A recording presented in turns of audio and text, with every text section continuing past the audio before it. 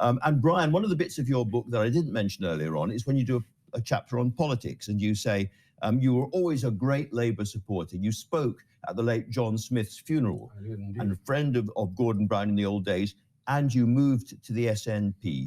First of all, just tell us briefly why. It's, Andrew, we really haven't got enough time. It's a long story.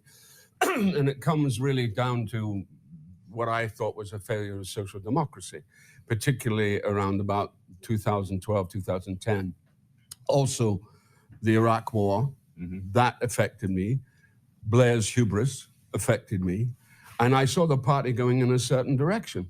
And I was really very concerned, because I am a socialist. I'm riven. I'm very riven about the party. And I totally agree with Keir on so many things. But my country was traduced for long enough, time and time again. We voted 62% to stay in Europe, and we were ignored. You know, and you know, if you think about the Thatcher years, we were ignored. So Scotland has always been sidelined. That was a good, pithy reply, Brian.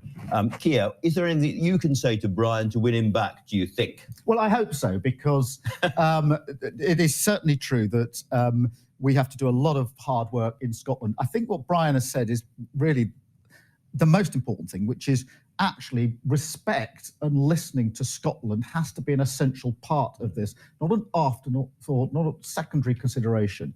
And I think there's space for that. I actually do think there's a lot that we would agree on, and that is a good basis for building the future. But you know, have we got a lot of work to do? Yes, we have. And the truth is, you can't get to number 10 without Scotland. You need Scottish seats. Is there any kind of new arrangement you can make with the SNP, any kind of conversation that would help you get back via Scotland to number 10? No, Andrew, as I think I've said to you before, there's no basis for a deal before we go into an election nor coming out of an election. Nothing you can do to persuade them. I'm looking at Logan Roy here with a deeply unimpressed You've got a smile back on your face.